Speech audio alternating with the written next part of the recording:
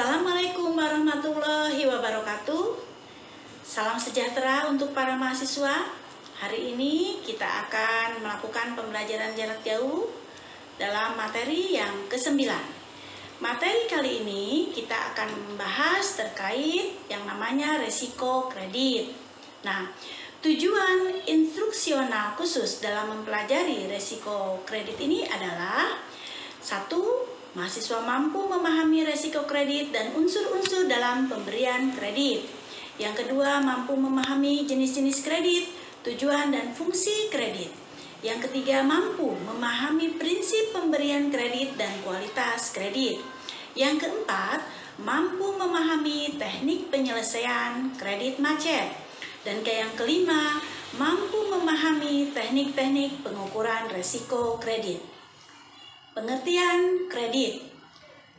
Kata kredit berasal dari bahasa Latin, yaitu credere, yang diterjemahkan sebagai kepercayaan atau credo, yang berarti saya percaya. Kredit dan kepercayaan atau trust karena tidak mungkin adanya pemberian pinjaman tanpa adanya bangunan kepercayaan di sana. Nah, pengertian kredit menurut Undang-Undang Nomor 10 Tahun 98 tentang Perubahan Nomor 7 Tahun 92 yaitu penyediaan uang atau tagihan-tagihan yang dapat dipersamakan dengan itu berdasarkan atau kesepakatan pinjam-meminjam antara bank dengan pihak lain yang mewajibkan pihak meminjam melunasi utangnya setelah jangka waktu tertentu dengan pemberian bunga. Resiko kredit menurut Fahmi merupakan bentuk ketidakmampuan suatu perusahaan, institusi, lembaga maupun pribadi dalam menyelesaikan kewajiban-kewajibannya secara tepat waktu, baik pada saat jatuh tempo maupun sesudah jatuh tempo, dan itu semua sesuai dengan aturan dan kesepakatan yang berlaku. Mamnuh mendefinisikan bahwa resiko kredit merupakan resiko karena counterparty atau gagal memenuhi kewajibannya kepada perusahaan non-performing loan yang merupakan kredit yang bermasalah.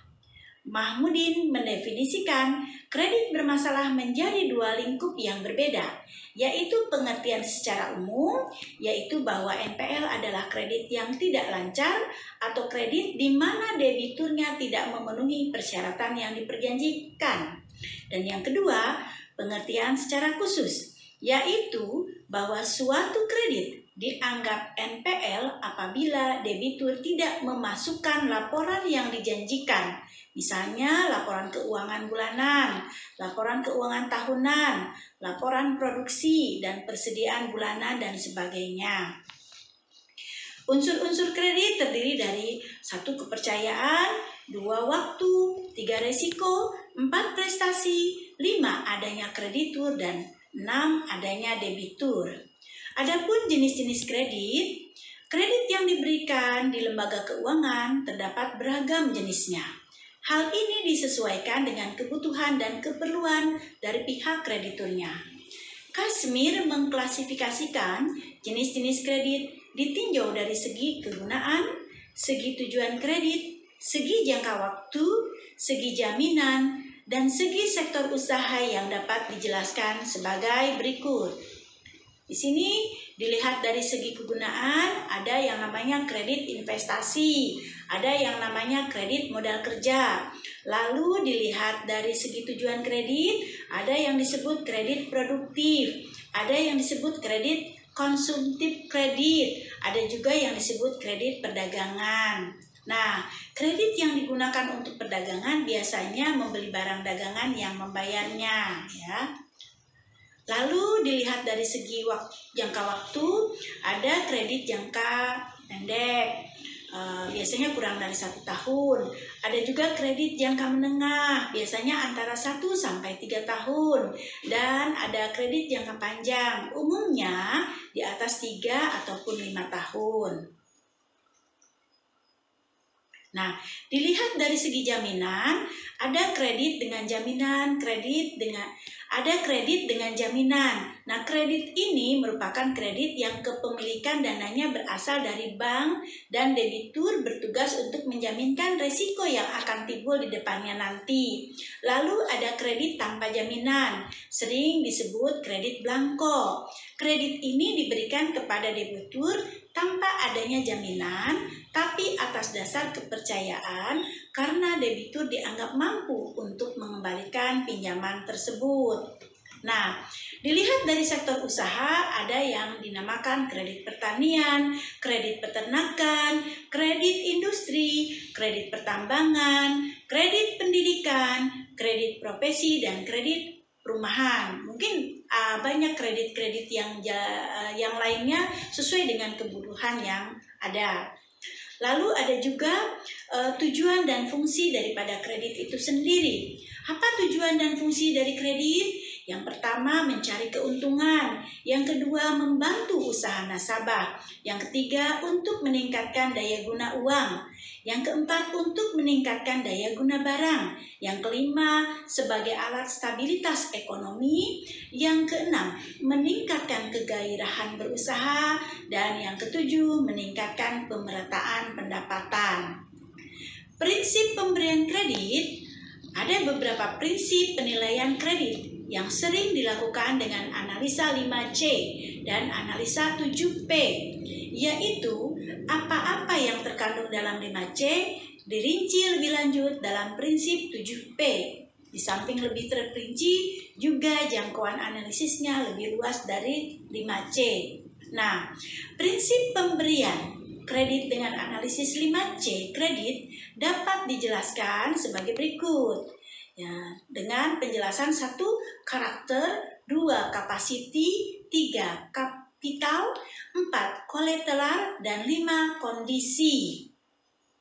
Lalu, prinsip pemberian kredit dengan analisa 7C kredit dalam hal ini dapat dijelaskan melalui 1. Personality, 2. Party, 3. Purpose, 4. Prospek, 5. Payment, 6. Profitability, dan 7. Protection. Nah, kualitas kredit. Untuk menentukan berkualitas atau tidaknya suatu kredit, perlu diberikan ukuran-ukuran tertentu. Bank Indonesia dalam Kasmi 2012 menggolongkan kualitas kredit menurut ketentuan sebagai berikut. Yang pertama, lancar. Ciri-cirinya apa? Pembayaran angsuran pokok atau bunganya tepat waktu, memiliki mutasi rekening yang aktif, dan bagian dari kredit yang dijamin dengan agunan tunai. Lalu yang kedua adalah dalam perhatian khusus. Ciri-cirinya apa? Terdapat tunggakan pembayaran angsuran pokok atau bunga yang belum melampaui 90 hari. Kadang-kadang terjadi cerukan. Ya, lalu jarang terjadi pelanggaran terhadap kontrak yang diperjanjikan. Lalu adanya mutasi rekening yang relatif dan didukung dengan pinjaman baru. Sedangkan kurang lancar itu dinamakan dengan ketentuan terdapat tunggakan pembayaran angsuran pokok atau bunga yang melebihi 90 hari. Sering terjadi cerukan, terjadi pelanggaran terhadap kontrak yang diperjanjikan lebih dari 90 hari, lalu frekuensi mutasi rekening relatif rendah, dan dokumen pinjamannya lemah dan diragukan. Dikatakan diragukan apabila memenuhi kriteria diantaranya terdapat tunggakan pembayaran angsuran atau bunga yang telah melampaui 180 hari, lalu terjadi cerukan yang bersifat permanen, lalu terjadi wan prestasi lebih dari 180 hari, lalu terjadi kapitalisasi bunga, dan dokumen maupun hukum yang lemah, baik untuk perjanjian kredit maupun pengikatan jaminan. Lalu ada juga yang dinamakan macet.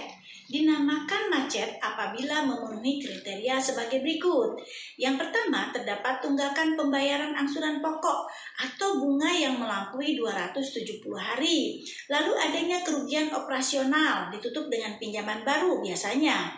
Dan dari segi hukum dan kondisi pasar, jaminan tidak dapat dicairkan pada nilai yang wajar. Nah, kualitas perjanjian kredit mampu meminimalisir resiko.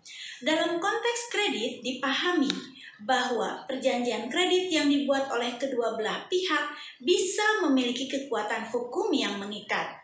Namun juga bisa menjadi perjanjian tersebut berakhir karena sebab-sebab yang telah dijelaskan. Karena itu, kualitas isi perjanjian yang dibuat, dirancang, dan disetujui oleh pihak-pihak tersebut harus dibuat dengan jelas dan tegas jika tidak ingin terjadi hal-hal yang tidak diinginkan di kemudian hari.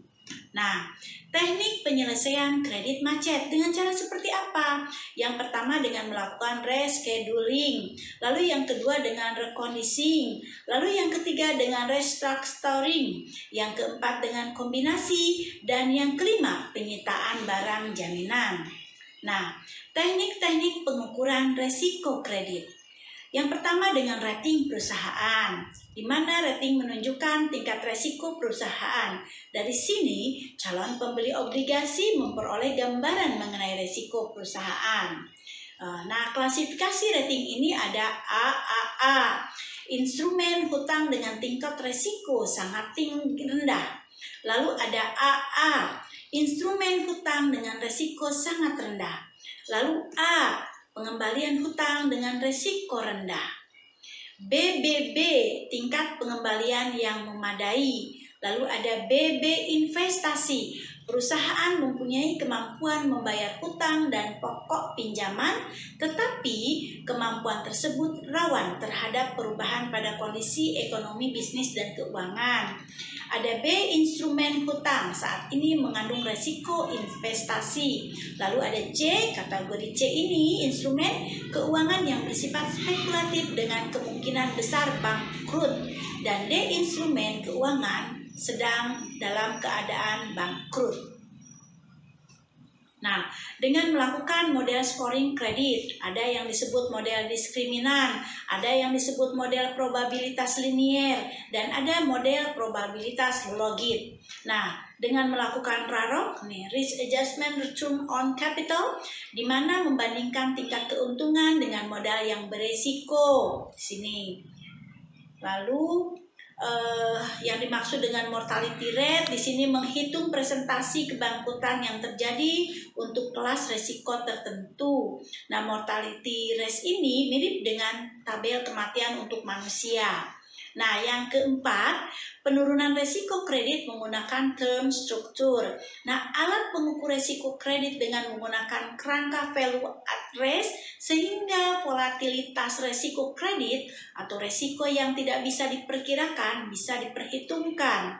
Ada dua masalah jika kita menggunakan kerangka VAR untuk resiko kredit, yaitu distribusi yang tidak normal dan perhitungan korelasi. Dan distribusi ini untuk risiko kredit cenderung mempunyai ekor yang lebih panjang.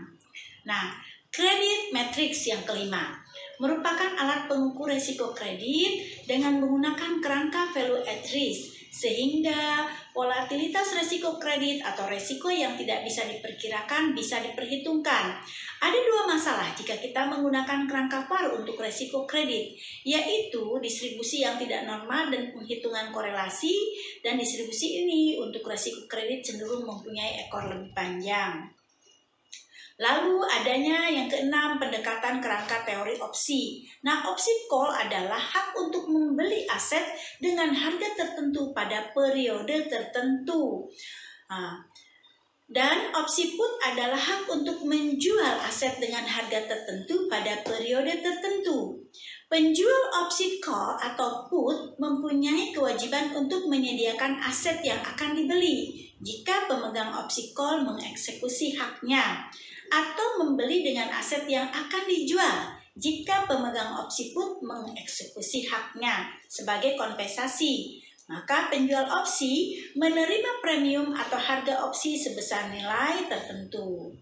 Nah, lalu jangan lupa setelah kalian mempelajari materi terkait resiko kredit ini, kalian juga bisa mengunggah melalui SSO karena materinya ada di sana, dan di sini ada tugas untuk didiskusikan oleh kalian, bahwa yang pertama itu kalian harus menjelaskan pengertian risiko kredit dan unsur-unsur apa saja yang terdapat dalam pemberian kredit, lalu menyebutkan jenis-jenis kredit serta tujuan dan fungsi kredit. Yang ketiga, ada beberapa prinsip-prinsip penilaian kredit yang sering dilakukan analisis 5C dan analisis 7P.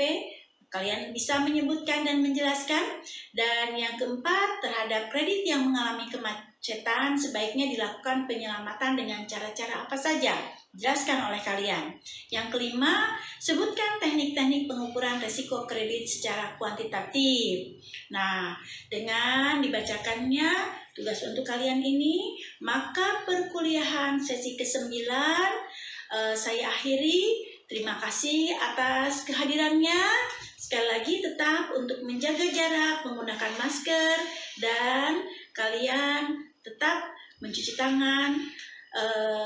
Bila memang tidak urgent untuk keluar rumah, lebih baik kalian ada di rumah. Demikian, terima kasih.